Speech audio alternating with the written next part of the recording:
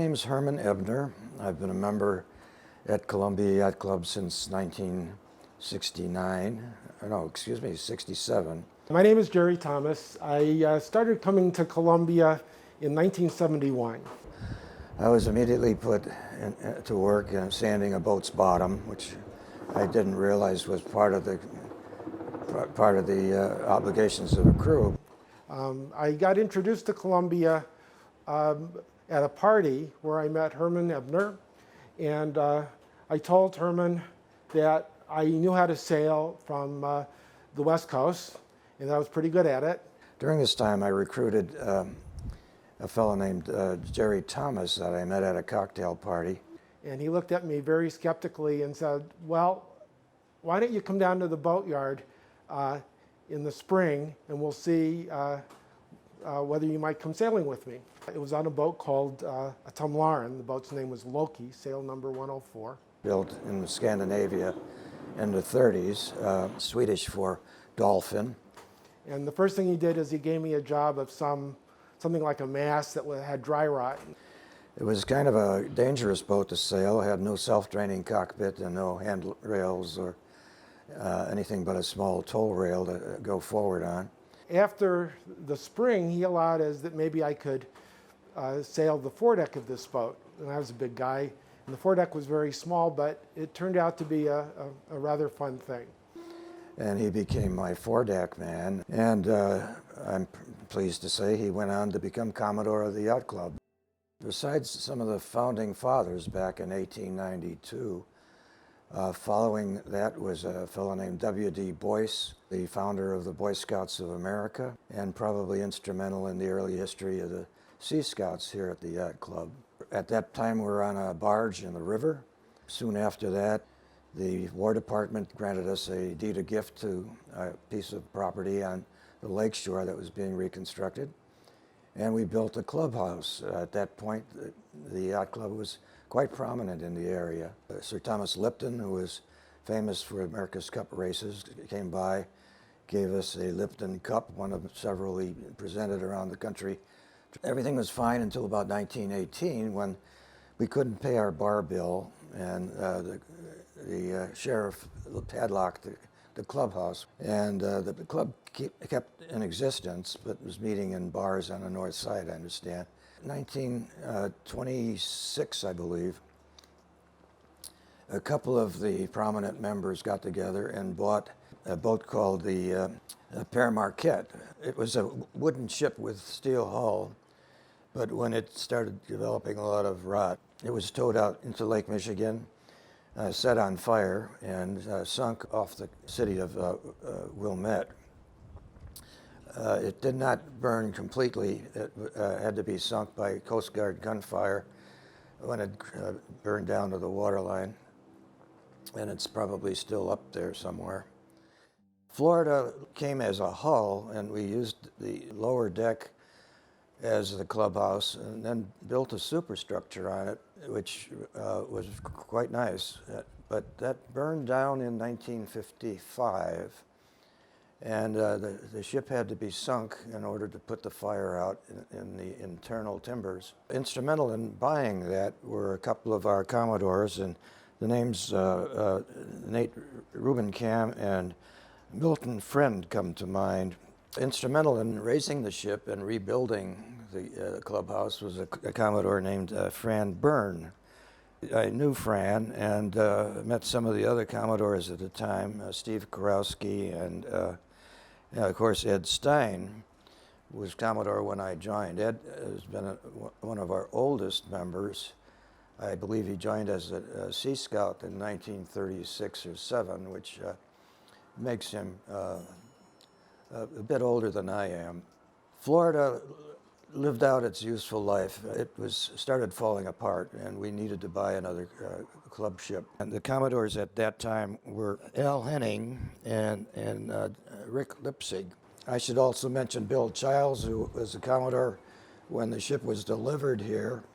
He was among the people who went to Prince Edward Island to reassure the people there that we would take good care of their ship.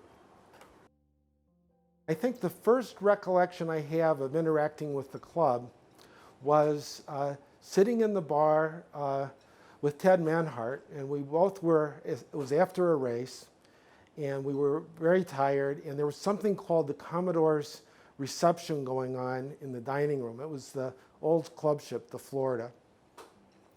And we just thought the people were rather silly in their penguin suits and their fancy dresses. And we had our feet up in the bar, and we're just having a nice time. And a guy came in who was just irate that we had our feet up on the bar and that we weren't dressed up. And he got us kicked out of the bar and out of the club. The Commodore came up and said, when members and their guests are in the bar, they don't have to be in fancy dress, and you can't kick them out. And I said, well, you know, maybe this is a pretty friendly club after all. I guess I was what you would call a taker. I just took from the club, and the club was very willing to give until at one point, the club had made this huge decision to buy this boat called the Abbey. And there were all these people that got involved with it. Bill Childs was one of them, and Al Henning, who I knew from racing, was a big-time racer. He was very involved. John Stovall was a person that I knew that was very involved. All it meant was that instead of having 500 members, we would need about 800 members to make this a going deal. And I said, okay, so what does that have to do with me? Well, wouldn't you like to be the House Committee chairman? And I suddenly went from one side of the scale of the takers, and I suddenly found I was supposed to be a giver, and there were these 100 people that had to be kept in line to take this ship, which in many ways was a wonderful ship, but wasn't a club ship. In general, it was a mess. And that's probably the point in time when I started appreciating how much it takes to really make something like a club work. Now I went in the bar, and anybody that talked to me suddenly had a job. In fact, we had people coming in off the street that looked around and said, what are you guys doing? And I just put a sander in their hands and say, why don't you just sand over here? There's somebody over there that will help you. One of the people that I had sailed with was Sue Gahagan, who became Sue Gahagan Ring. She was a great welder, and we had to get rid of the stoppers on the rail deck, which would prevent the trains from going through the bulkheads. When there was Sue in her welding outfit and that 700 member number we actually hit just because of all the volunteers. One of the first persons I met was a guy named Chester Kuttner, and Chester Kuttner was a great racer. What I remember about Chester is that we had run afoul of another boat. We were on port and they were on starboard, and there were a couple of people on board that said, well, nobody saw it, we should just continue. And Chester said, no, we fouled them. We are retiring from the race now. And he pulled the sails down, and we turned the engine on, and we went home. And I learned something about sportsmanship from Chester, and it's the kind of thing that you would love to make sure that your kids and their kids learn as they grow up. And after Chester passed away, we formed a foundation in his honor to really foster that sportsmanship. I had a daughter, and I got her involved in the club sailing a long time ago. And I'm really kind of proud of my daughter because it's passed on to another generation. Probably the most active fleet out of Columbia still would be the Tartan 10 fleet. Not only do I sail Tartan 10s, but my daughter Lisa sails Tartan 10s, and my grandson Leo sails Tartan 10s. We raced, we had 3 generations on board, raced the Verve Cup, and we won our section of T10s, which is very competitive, and we won the overall Verve Cup. And that was with me pushing 70 and Leo pushing 7. We had members who were very high up in the board that wanted to rent the club ship out. and exclude people from the bar. And of course, my recollection was, from my own experiences, you can't get kicked out of the bar. So I remember telling one board member, Ed Goebel, that he couldn't have the entire club, that he had to leave the bar open. And Ed finally said yes, and he reached a compromise. The compromise was, can I have the bar as long as anybody can go into the bar and I'll pay for the drinks? And that was what we decided to do. The first year was 1997. I was on a Santa Cruz 70. We had about 24 people on board just cruising. And the race was going on, and I was encouraging the owner of the boat to hand over an entry fee. And he didn't want to do it. But he did proceed to get in everybody's way. It occurred to me that that's not right. So I'll find a better way to do this next year. So we started sailing other people's boats and raising money, and got really involved when I bought my own boat in 1999. Many ask why we get so involved in this specific charity. It's really pretty easy to answer, because first, there are no good cancers, they're all bad. And research in one area might just help in another. But this is the one charity where we get something back. We get a great weekend of parties, and it happens over 40 locations around the country. So if you're going to have a favorite charity, I think this makes sense to be the one. I can recall, I was only in my third year of membership then, so the opportunity seemed fantastic to just say, take off for as much as 2 weeks. We didn't know how long it was going to take. And I had just started a job with Hallmark Cards, so here I am within 1 month asking for 2 weeks off. And I had a pretty good boss who let me do it. And I recall an interview process that they wanted to know what we were good at. And it occurred to me that you did not want to say, I like to cook, because then you would be cooking for 60 people 3 times a day.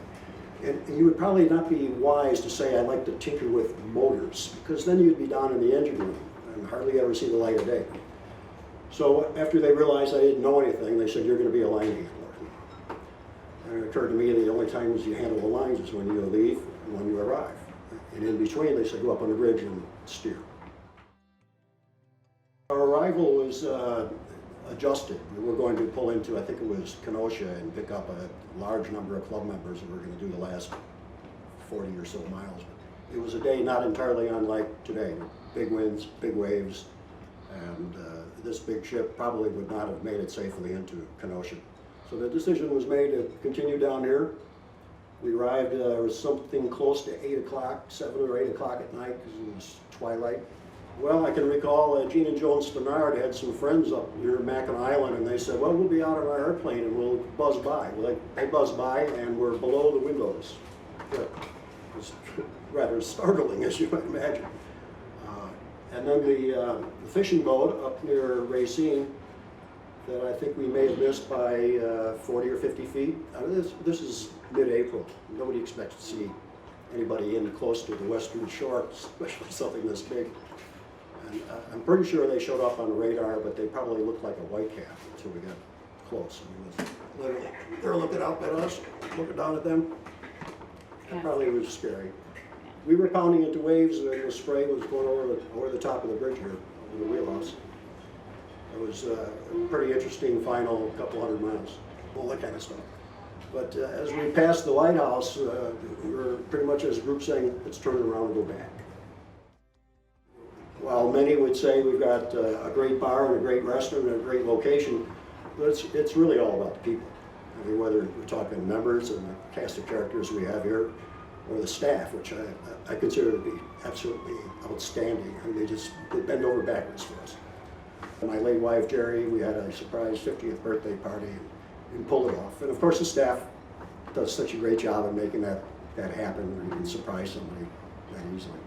To see Santa Claus arrive for the children's Christmas party, only 4 of us in the bar, by helicopter out in the aft deck, and all the kids were down on the rail deck. There were only 4 people that people accused of probably drinking too much that day, and imagined that we saw it.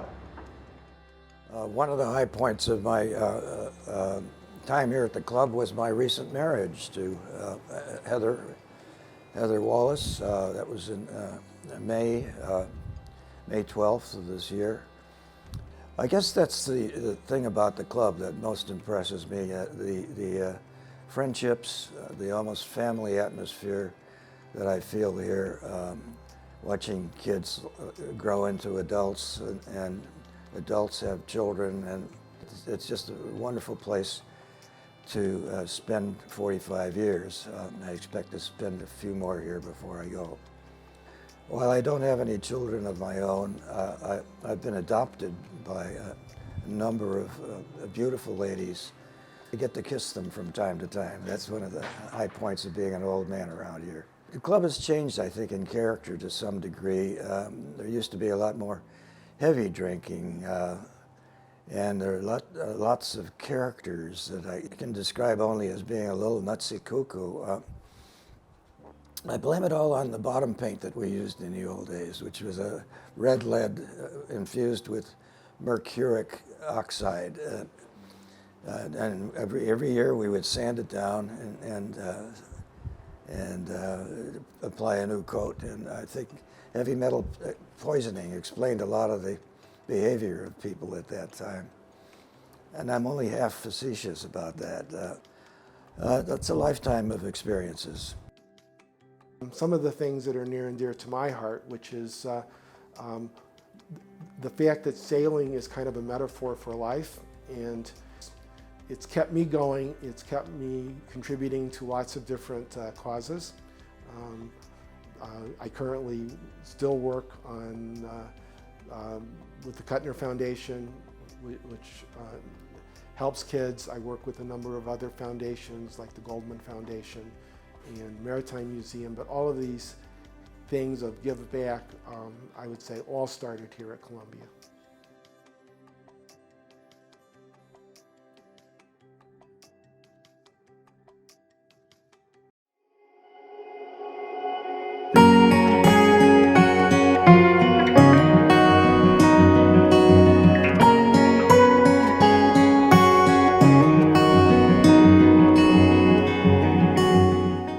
So we both have different and varied histories with Columbia. I actually grew up on the old Florida. My family were members starting in 1979, and I have lots of great memories of getting drinks in the bar and taking them to my parents.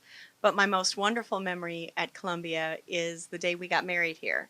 And Alan and I met through sailing, and after a courtship of about 4 years, we married, and we got married on the upper deck in a beautiful, perfect day, perfect ceremony, and had our reception under the tent. And the one thing that we learned is when you're doing your first cruise, some people do a first dance, we did a first cruise. When you're doing a first cruise on your boat and you fire a salute broadside on the club ship, it comes back at you and it hurts. So, and it sends your veil out behind you. So the sound waves are really big. So anyone who's considering getting married, make sure you fire your salute before you're along broadside. And that's the one thing we have to say. Thank you.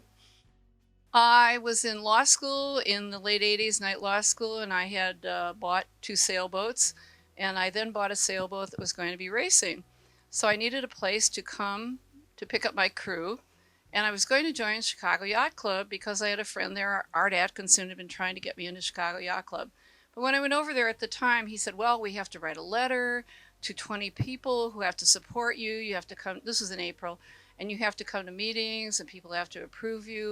And I said, well, that's great, but when can I get into the club so I can get to the docks and pick up my crew? And he said, oh, that'll be in fall. And I said, well, Art, I need to get my crew there now. I want to race this summer. And Art said, well, you know what? Why don't you try Columbia because it's a little quicker, and then you can join Chicago later. So I came over to Columbia, and all I needed here were 2 people to tell me that they were members and they liked me. And then I had an interview with a committee, the recruiting committee, and they asked me 2 questions. One, can you afford us? And I said, I guess so. And the other one was, well, your racing crew, is it all women? And I said, no, it's all guys. And they said, oh. And then I was a member, and I've been a member since probably about 1988, ever since. I won a couple of Chester Kuttner trophies for the skipper that did the best in the MAC from Columbia. I won a lot of Boat of the Years and raced around. And recently, we got a 3rd place in the Heineken Regatta, where I took the Columbia Club down there, Club Burgee, and left it and had it on our boat. So we've been mainly racing here, and a lot of fun parties and a lot of nice people here who've helped me with the racing. And Ted will tell you what he's doing. A little different story. Really? Well, you're a Chicago Yacht Club person. Well, I also remember Yeah, here. right, right. But in the mid 90s, I was racing on a J33 out of Burnham Yacht Club and had decided that I wanted to do the MAC a couple of weeks before the MAC was happening in 1993, and called around and was suggested that I talk to Jim Martin, who was a Columbia member. He's since died, and talked to Jimmy, and he said, come down and race with us. Let's see if we like each other. Did a couple of races. He said, yeah, let's go do the MAC together. I then met the rest of the MAC crew the night before the race. This was probably one of the stupidest things I've ever done, to go up to MAC Island on the race with people I didn't know. And one of them was John Pierce, a great Columbia Yacht Club member. I still miss the guy. He died 16, 17 years ago. Per Lundgren, John Knutson, another couple of really cool guys, and probably the most important of the bunch, Alan Teskey. And Who is alive? who is alive, yes. And much as I tease him about his age, the reality is that was when I met the guy. It was the night before the race. And I ended up racing with Alan for the next 5 years on his J24, a J29, and on a Mum 30. Alan's probably forgotten more about sailboat racing than I'm ever going to learn, but I wouldn't be half the sailboat racer I am today without him, without all that I learned from him. I also wouldn't be a judge that I am now, chief judge of Chicago Yacht Club, and I work extensively with Alan, being chief judge of this club. And in the summers of 95 and 96, I noticed there was this woman driving a J30 and was at least interested in finding out about her, and we ended up talking on the dock occasionally. And in late summer of 96, I asked her if she'd be interested in going out for dinner at some time, and she said yes, and took another month or two to get around to it. And I did the smartest thing I've ever done in my entire life. In October of 96, I asked Alice Martin out on a date. And I think it was about 5-6 years later, we got married out on the dock here. It was probably one of the best dock parties we've ever had at this place. Club management told us there were about 230 of our closest friends. We actually knew most of them. We've filled the dock with boats for one last time, because by that time DeSable had opened and we rarely filled the dock anymore. And Alice and I did exactly what we wanted to do. We threw a dock party and had a short wedding in the middle. Well, and it reminds me now, speaking of Jimmy Martin, I was joining Columbia because I used to be in Morph, and I decided to race Area 3 because it was more exciting. And Jimmy Martin, I was at the dock when all the people were going off to the MAC one year, and I said, oh, where are you all going? You're going to the MAC? And Jimmy Martin said, well, you should do the MAC. And I went, oh, no, I don't think so. But the next year, the guys at Columbia talked me into it, and I did the MAC on my J30, and we did pretty well for a first time. Despite the fact that when I went home the first Sunday before the MAC, one of my crew gave me a book, Fast Net Force 10. And I went to bed that night, started reading it, and in the first chapter, the skipper's dead in the cockpit. And I went, oh, this is not a good idea that I'm going up to the MAC. I go, why did you tell me this, Glenn? Why did you give me this book? And he said, well, I want to be ready, So we did the MAC, we did okay. This book is nonfiction, by the way. Yeah. And Jimmy Martin and you guys won the MAC that year. One year, that right? was the other thing too. My second MAC race, going up with Jim Martin on a Columbia boat, we won it. And he and his wife Brenda were here for many years until they're both dead now. But so it was a lot of fun and a lot of links with Columbia. And we're still here. We're still members. Still hang out in the bar. The Columbia Yacht Club bar is my favorite yacht club bar in Chicago, and will be for a long, long time. So thank you very much for the party, and thank you, Columbia, for introducing me to my wife. And it was a great wedding. And we had our 10th anniversary here recently too, in the tent back there, which was also a lot of fun. Thanks. When I moved back to Chicago, I decided to take up sailing. So I arrived at the Columbia Yacht Club, and there was a very official looking woman on the deck, and she said, "Are you here to sail or just to have fun?" So at that point, a nice man came up and said, "Come with us." And I started sailing on Sweet Caress. Sailed one summer on Sweet Caress, the next summer on a couple of other boats. And then the third year, Jim Herring said, "Why don't you come sailing on China Doll?" And halfway through the sail, the foresail came loose and he yelled to me, "Take the tiller." I took the tiller. He attached the sail to the line again. And I decided I really loved sailing. Eventually, Jim sold me China Doll for a double whiskey. And by then, Mark was in my life. And so we sailed. And I bought the whiskey, as I recall. You bought the whiskey, right. So then we sailed on that China Doll, which we rechristened. We put that boat together and back together because Jim didn't leave it in perfect condition. No, We not sold at it. all. We sailed it for a season and got it good enough so that we could sail across the lake. We did, to New Buffalo. And then we decided we needed another boat. And so we found our boat at Strictly Sail.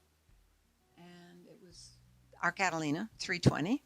And Well, that's the boat we have today. yeah, It was the gold standard, as you put it. that's right. Yeah.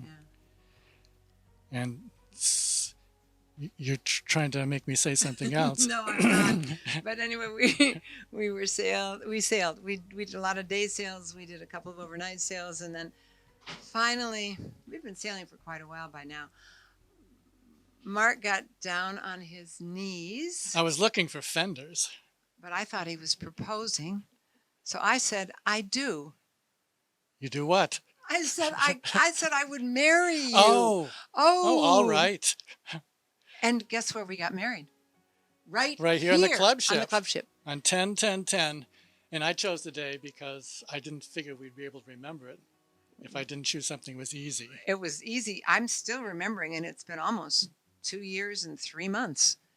So Besides, the marathon committee put up all those 10-10-10 banners. It was making it easy for me to find it. anyway, so the club has been very important in both of our lives almost since the very beginning, at least of our lives together. That's right. Well, I have biked by this yacht club for years, and then last December I came to a committee meeting for the Leukemia Cup Regatta, which I was being hired to help out with. And I got to tell you, once I was embraced by this family here, it made such a world of difference. I adore everyone here. They have welcomed us for several years, and we could not do the Leukemia Cup Regatta without the family here at Columbia. So I'm grateful, and I'm happy to be here on the 120th anniversary, and I hope that we're here for many years to come. To us, the Columbia Yacht Club is a very, very special place because 24 years ago, we had our wedding reception here on October 15th. And it was a very special place for me being a sailor and looking for a home coming from moving to Chicago in the early 80s. Had lots of fun with the people from the Charlotte Ann. I was part-time whenever I could crew on the Charlotte Ann, and that organization is what introduced me to Columbia, and it's just always been a very, very special place for us. And I came along for the ride, and I'm so happy to be here in the library. We're so happy to be members here at the Columbia Yacht Club. It's a special time for us as both of our girls have left the house, so we're empty nesters. So we figured it was just time for us. So happy to be here. The important things that I can recall from the time are, number one, being responsible for building the new Columbia docks while I was Vice Commodore, which was a project. We had Alan Teskey, who was a Commodore subsequent to my time, who was the club's designated architect and a member of the club at the time. And we worked very diligently to get the docks built for a price that the club could afford. Basically, we had a fixed budget, of course, and a pretty sparse budget for what we were encountering, and managed to bring it in all under budget, and the docks to this day stand pretty effectively.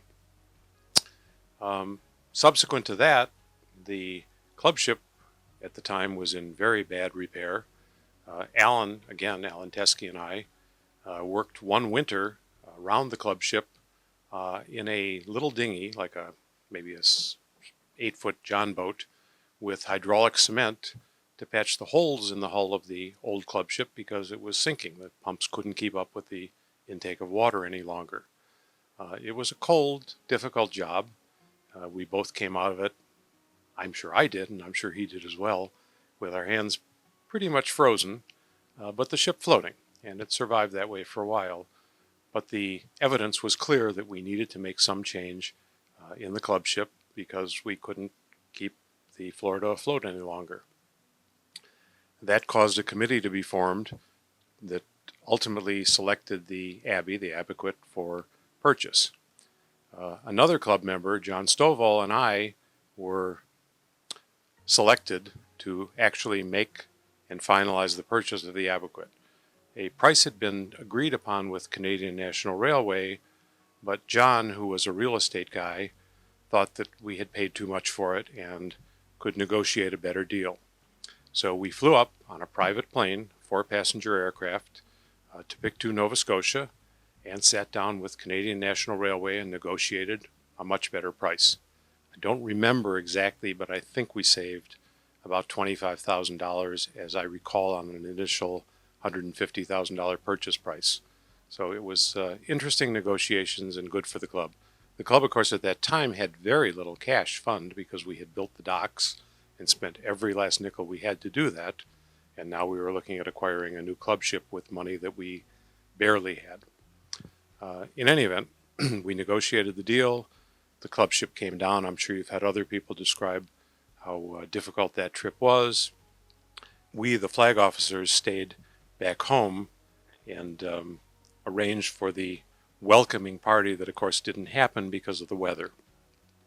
So the club ship, the new ship, finally did arrive, and we, at the last minute, arranged a welcoming party. And we took the ship out for a last lap around the water intake crib. Some of us got to steer it, and it was kind of fun before we put it into permanent mothball status, if you will. The times were hectic, eclectic, and very active and very fun. We had surgeons wielding welding torches, cutting away metal that we no longer needed.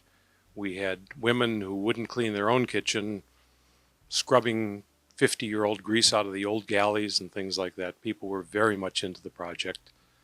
The results are the ship that we see today, with the paint and lacquer all off of the beautiful brass fittings, with the woodwork restored to its original beauty, and with a sense of camaraderie that I think was appropriate to the club ship. The bar was completely restored. That was at the time a smoking lounge. And the rest, the dining room was completely restored. It was a cafeteria. It was fine for a cafeteria for crossing the icebound lakes from Pictou, Nova Scotia, but not for a yacht club. So everything that we see and enjoy in the yacht club today is basically new, reconstituted space, and a lot of effort went into all of that. And a lot of it was done by club members because, once again, the club simply didn't have the finances to do it professionally outside. So we owe a debt of gratitude to all those people who worked very long hours, weekends, some nights, and did it for the love of the yacht club, which continues to today. I joined Columbia Yacht Club in 1981. My partner, my sailing partner, Rich Maschke, had been a member for many, many years at that time. And we were racing a yacht named Thunderbird. And we had had some success, and we spent a lot of time at the club, and we really enjoyed our experiences here. In 1988, I was elected Commodore of Columbia Yacht Club. And at that time, there was a raging controversy going on in the club over where we should be permanently located. The Abbey had been delivered to Columbia many years before, but it was still located on the north side of the wall in what is now DuSable Harbor. There were many members of the club at that time that thought that we should just leave the club there and take our chances, even though we really didn't have any legal right to exist in that location. There were some of us, in fact a majority, who believed that we should move the club into its present location in Monroe Street Harbor, since we had a charter from the Department of the Army going back to the 19th century that gave us rights to exist in Monroe Street Harbor, which we didn't enjoy as long as we were guests of the Metropolitan Water Reclamation District in the other side of the harbor, in what is now DuSable Harbor.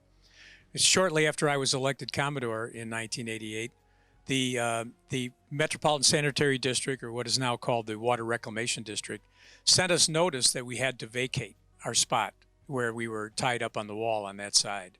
And we had to immediately motivate ourselves and to organize ourselves to find engineers who could design a mooring system and arrange for the ability to move this huge club ship around from its temporary location into the permanent location where it exists today. As a consequence of that, we hired engineers who were responsible for mooring aircraft carriers out at Point Loma, out in California, because the Abbey is the biggest, what at that time was the biggest private yacht in the world. And it took a tremendous amount of engineering to be able to design a system that could hold it in this harbor and withstand the weather forces that were bound to happen within the 100 years of its likely existence. In order to accomplish that task, we had to immediately raise significant funds. Up until that time, I don't believe that any Commodore had ever had to ask the members for a special assessment. It fell on me to have a general meeting of the members downstairs in the railcar deck of the Abbey and ask our members to assess themselves $500,000 in order to build the mooring system that you see out here today that holds the club in a secure position against the weather systems that are common and now even more prevalent on Lake Michigan. It was a very difficult time. We lost some members. We gained new members. And it turned out that it was, I think, in the long scheme of things, the right decision, because Columbia Yacht Club exists, thrives, and is stronger today and has rights to exist in this location as long as it continues to be a yacht club. And it'll be a yacht club long after I'm gone and long after many of us are gone. But it was a very trying time in the history of the club, as many of them have been. But we made the tough decisions, and we are here today to enjoy the fruits of those decisions. Thank you.